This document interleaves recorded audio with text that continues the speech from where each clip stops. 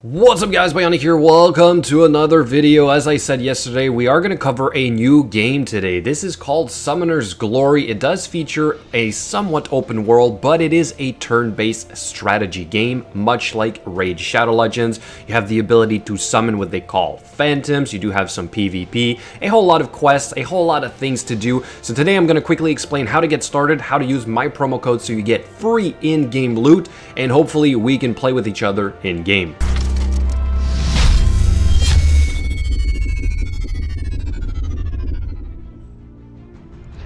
Alright, so to currently access the game, what you can do is go on Google Play or the iOS store and search for Summoner's Glory Eternal Fire. Once you do that, go ahead and click that install button. Once that is done, then you can start loading up the game. I am currently playing it on Bluestacks, so I can play on the computer, but I'll get back to that in a second. Once you launch the game, you will be greeted by somewhat this screen right here, where you can select which server you want to play on. I'm currently playing on the North American server or the US one, and I also strongly suggest that in the top right corner here you select User Center and you pick whether you want to link this to an email, Google, Facebook, or Twitter account. That is going to make your life a little bit easier, because if you log in as a guest, then if for whatever reason you lose the data on your phone or you switch phones, you are going to lose your account. Okay, so this is really important that you do this. Then comes the character creation window, and this is where you have to enter the promo code. Okay, so BGE in that little box at the bottom left. Make sure you don't forget to do it if you want to get free in-game loot. Then you can pick your character, play around with male, female, different types of skins and type or color, and then you're going to give yourself a name and jump right into the game so you can finally start your adventure. Once in there, familiarize yourself with the UI and get started on the tutorial. It should be pretty straightforward, but here are a couple of things that you would ideally like to do as quickly as possible. Number one, start grabbing all your free loot, such as the online rewards. You can easily see this with the little red dots. In fact, you're gonna have a whole lot of red dots, so pay attention to this, because this is all free stuff, and like all other games like this, in the beginning you seem to have a whole lot of it. So also get familiarized with all the different sort of menus that you have in there and understand what exactly gives what. It's going to take a little bit of time, but it's something you should be able to do within the first 30 minutes. The second thing I strongly suggest you guys do is to send out your invitation code to some friends. Only 20 successful invitations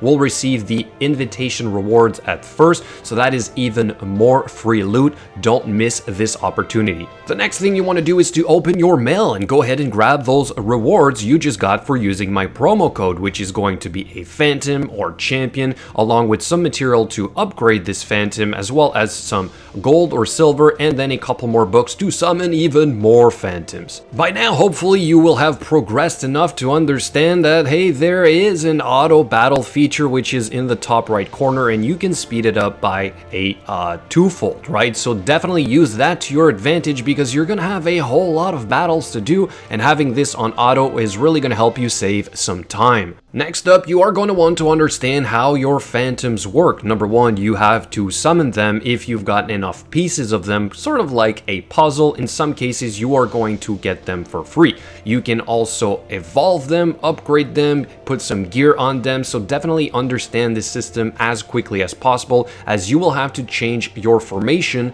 quite often. You will also want to pay attention to the different elements. There is wind, fire, water, light, and darkness, and then there is different effects depending on which one is strongest against the other, such as being effective or ineffective, which can give you a nice damage boost. The next topic to cover is the Phantom Abadi or Abud. I'm not quite sure how to say that, but this is basically where you're going to burn your energy. You seem to have a certain amount of energy, and like certain levels of these will use up that energy. You can actually run that on auto, like an instant battle, but it does take about 5 minutes to complete, and that is going to be done through the battle assistant. So make sure you pay attention to that, or else you're going to be full of energy and wasting it. As for the open world controls, you guys should have realized by now that by clicking on a quest or a storyline, that will get you directly to that place, or you can also control manually your character by putting your cursor into the little thumb controller on the left hand side. This can be somewhat useful when you're trying to go directly to what seems to be an exclamation mark icon on your map to grab another quest aside from the main one you are working on. Once you reach level 10, you will unlock the career tab, which is basically your achievements. At least that's what I understand from these, and this is just overall more rewards. So again, pay attention to this, make sure you grab all of them. Maybe you want to pay somewhat attention to what you have to do to progress in here, because that's going to be more free loot.